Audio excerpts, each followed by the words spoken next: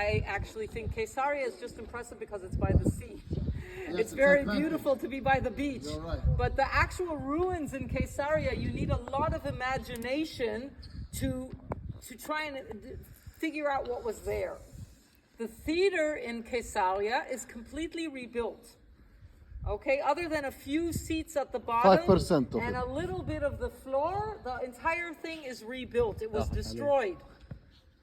This theater, what you're sitting on, it's all original. In situ. Okay, the way it was found. The part that has been renovated, you can see the staircase over there and the wall behind. They rebuilt that corner. Okay, obviously the stage is rebuilt a bit.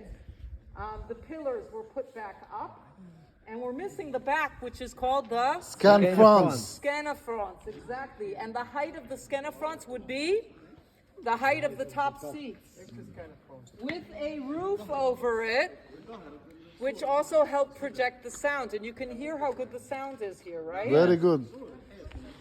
In its heyday, this theater could hold, according to the archaeologists, 4,000. 7,000. 7,000. Whoa, it's more than Caesarea. So it's the It's largest. enormous.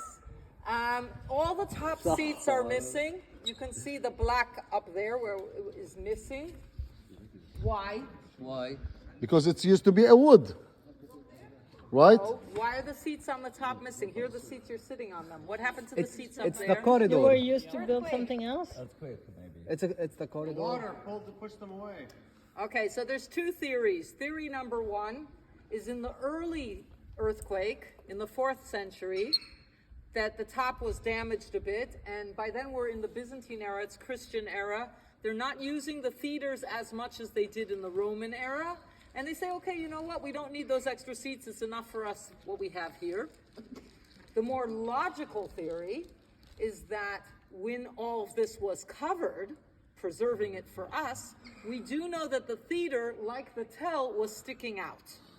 And if you have stones sticking out, these beautiful carved stones, they're already very handy for building your houses with. And spoila, right? We call it spoila when you take things and you use them and rebuild something else with them. Reusing, we call it today recycling.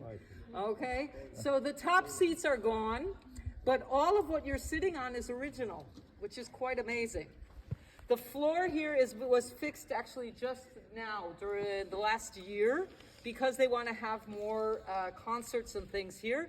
We do have parts of the original floor over here. You can see there's like an older piece that's there, and also over there by the stage there's a little bit of the original marble floor that was here. The seats you are sitting here in the front, unlike the seats over there, had backs. Yes. And we can see some of the original backs that are still standing. These are what's called the orchestra seats. Sorry, excuse me. Orchestra seats. Because this is the orchestra. Exactly. The name has not changed. And this is the VIP seats. Only important people get to sit in the front row. They want to be seen. They want to be seen. They want to be Yeah, able to right. see and to hear. Close enough. Now, people who came to the theater in Roman times did not sit here like you in the sun. They had shade over their heads. How did they make shade? With the cloth. With the cloth, exactly. They had strips of cloth that were pulled from the top to the bottom. And those of you sitting here on this level, you can see engraved in the stone. Do you see there are squares right next to you, sir?